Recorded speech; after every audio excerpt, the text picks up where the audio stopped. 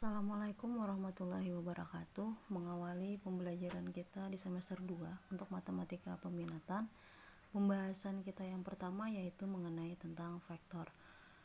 Jadi untuk vektor ini sendiri pada buku paket kalian di sana terdapat pada halaman 162. Baiklah, langsung saja kita masuk ke konsep vektor. Nah, sebelumnya Ibu akan mengilustrasikan untuk kalian lebih memahami mengenai konsep vektor ini sendiri. Jadi misalkan Andi mengendarai sebuah motor, jadi dia menjalankan motornya dari rumah ke pasar. Misalkan A di sini adalah titik pertama Andi atau dari rumah, dia ingin menuju ke pasar. Ini B ini sebagai misal A ini rumah dan B ini adalah pasar. Jadi Andi ini dia mengendarai sebuah motor, menjalankan motornya dari rumah ke pasar. Nah, motor ini beserta Andinya nih mengalami perpindahan jarak dan arah. Jadi yang awalnya dia berada di sini karena dia berjalan menuju ke pasar, makanya awalnya dia di titik A, dia berpindah ke titik B. Nah, jadi di sini si Andi ini atau motor beserta Andinya ini mengalami perpindahan jarak dan arah tertentu. Nah, karena meliputi jarak dan arah tertentu, maka perpindahan ini merupakan besaran vektor, yang mana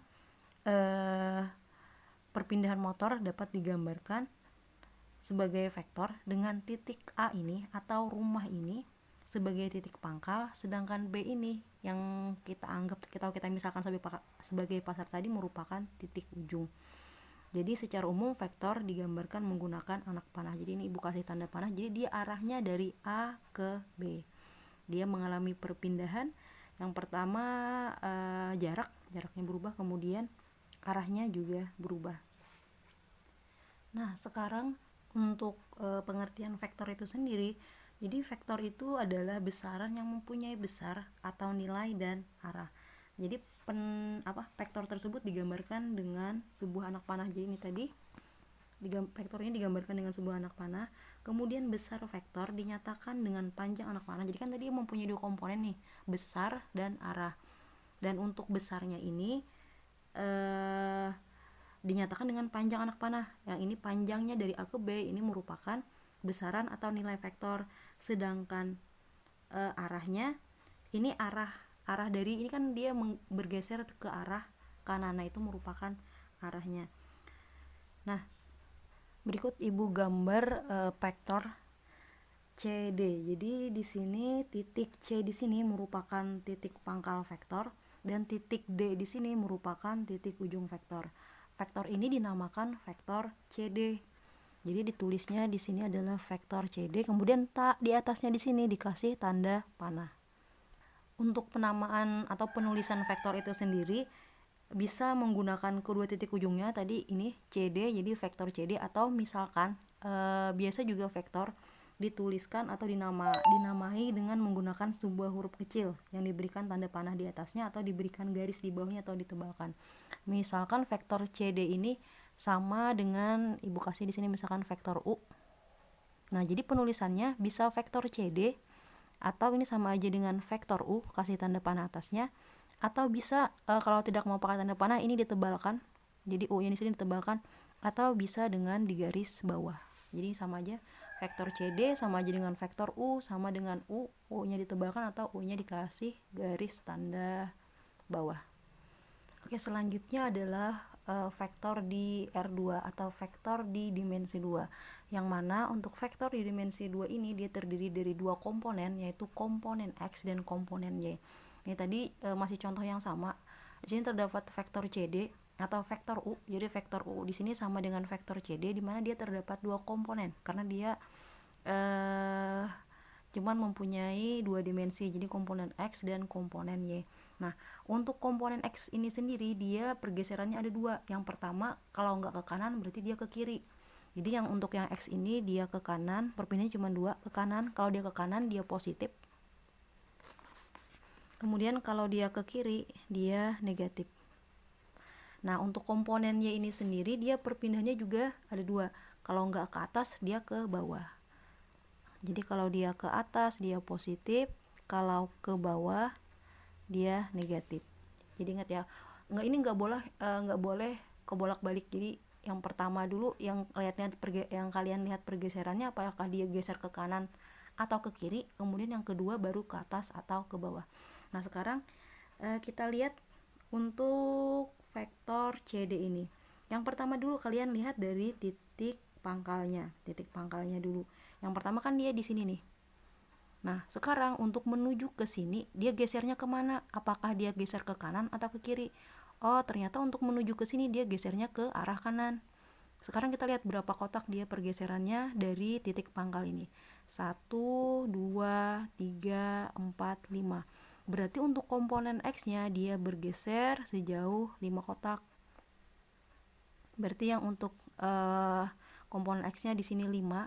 Nah, sekarang setelah habis dari sini dia gesernya kemana lagi untuk menuju ke titik pangkal di sini? Ke titik ujung, maaf.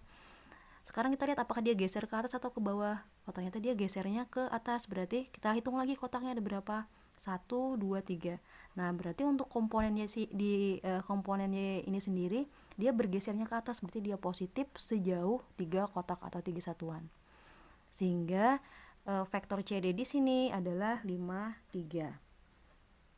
Nah sekarang untuk penulisan vektor bisa dituliskan secara kolom. Jadi ini secara kolom namanya, atau bisa dituliskan secara baris.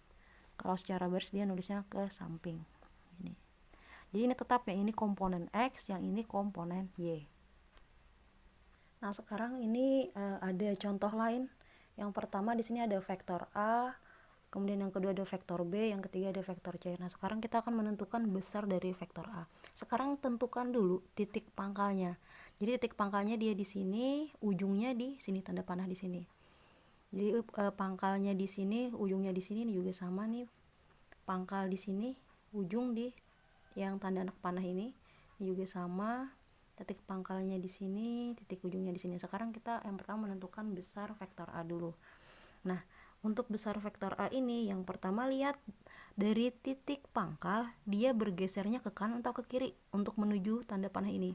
Nah ternyata dia gesernya ke arah kiri. Sebanyak berapa kotak? 1, 2. Oh ternyata dia bergeser sebanyak 2 satuan atau 2 kotak. Berarti karena dia bergeser ke kiri berarti dia negatif 2. Sekarang habis dari sini untuk menuju ke sini dia naik ke atas atau ke bawah pergeserannya. Ternyata dia geser ke bawah. Sekarang hitung lagi kotaknya ada berapa kotak dia geser ke bawah. 1, 2, 3, 4, 5. Berarti karena dia geser ke bawah tandanya negatif. Berarti negatif 5. Jadi besar vektor A di sini adalah negatif 2, negatif 5. Atau kalau dituliskan dengan vektor baris, dia ditulisnya secara mendatar ke samping, berarti negatif 2, negatif 5. Ingat ya, jangan menggunakan tanda koma karena dia vektor. Kalau menggunakan tanda koma itu berarti koordinat. Yang ini penulisan secara kolom, yang di sini adalah penulisan secara baris. Sekarang yang B, vektor yang B.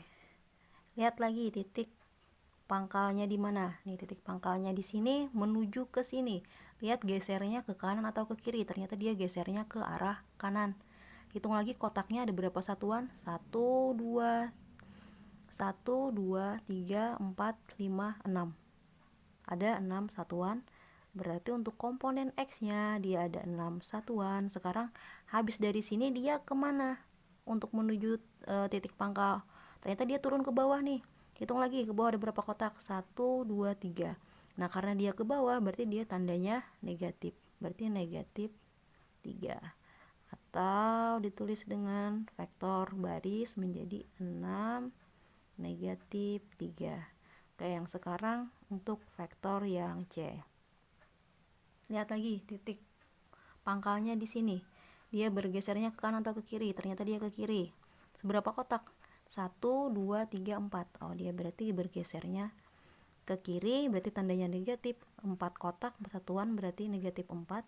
Nah, habis dari sini dia ada nggak geser ke atas atau ke bawah? Ternyata dia sudah sampai nih, tanda panahnya udah sampai. Berarti dia nggak bergeser ke atas maupun ke bawah karena dia tidak mengalami perpindahan.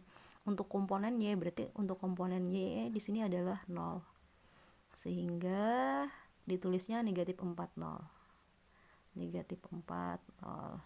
Oke, sekian untuk hari ini pembahasan kita dulu dari konsep vektor sampai vektor di R2 atau di dimensi 2. Terima kasih.